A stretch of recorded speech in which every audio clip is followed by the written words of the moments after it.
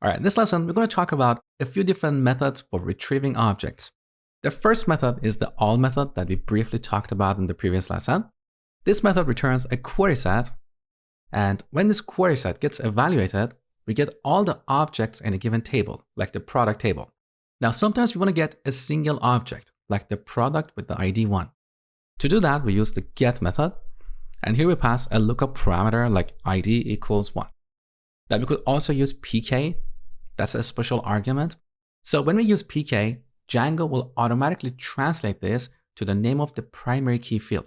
So our primary key field might be ID, it might be code, whatever. We don't have to remember. This is the benefit of using the pk argument, okay? Now, unlike the all method, the get method returns an actual object, not a query set. The reason for this is because once we get an object, it doesn't really make sense to do anything extra with it. We're not going to sort the result. We're not going to apply additional filters and so on. So here we get a product, and that means we should rename this variable to product. So always pay great attention to the name of your variables and functions. I cannot emphasize this enough because this is one of the main issues I see in a lot of people's code. They have a function like get airplane. So you see that function and you think you're going to get an airplane. But when debugging the application, you realize that this function actually returns an orange, and that orange ends up getting stored in an object called book. Don't do this. So always pay great attention to the name of your variables, okay? So let's save this and see what we get. Back to the browser, refresh. Let's look at the SQL tab. So here's our select statement. So we're selecting all these columns from the product table, and here we have a where clause to select the product with the ID 1. Now Django also adds a limit clause, a limit of 21. I'm not entirely sure why they use 21 here. To me, it looks like a magic number, but this is something you can find in Django source code. So for now, don't worry about it. This limit doesn't really make a difference for us. Now, one thing you need to know about the get method is that if it cannot find this object, it will throw an exception. So if we set pk to 0, look, we get an exception of type does not exist. So to handle this, we have to wrap our code inside a try-catch block. So back to the code. First, we're going to import the type of the exception on the top.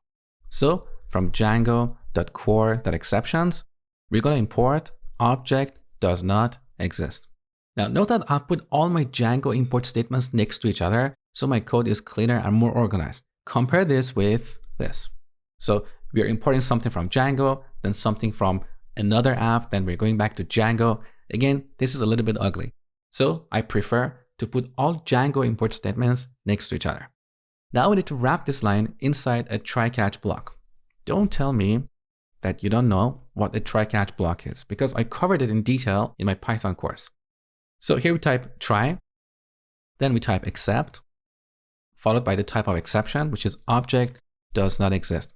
Also, note that you don't have to type the full name of the class. So here I'm typing objDNE, and with that we can easily look up this class. So we can use abbreviations, okay? Enter. Now in a real scenario, here we want to show an error to the user, but for now, don't worry about it. So I just want to pass, okay? Now back to the browser, refresh. This time we didn't get an exception, great. Now, this try-catch block looks a little bit ugly. We don't want to repeat this pattern over and over in our code. So let me show you a better way. First, I'm going to delete the try-catch block. Good. Now, instead of the get method, we can use the filter method. Now, this method returns a query set. So right away, we can call the first method of the query set. Now, if the query set is empty, the first method returns none. So in this case, product is going to be none. We're not going to get an exception. Check this out. So save and refresh. Great. Now, sometimes we want to check the existence of an object. So over here, right after the filter method, instead of the first method, we can call another method called exists. So first we apply a filter, and then we check to see if there is an object in our query set with this criteria. So in this case, we're not going to get a product object. We get a Boolean value. So we should rename this variable to something like exists, okay? So these are various ways to retrieve objects. Now in the next lesson, we're going to talk about filtering in detail.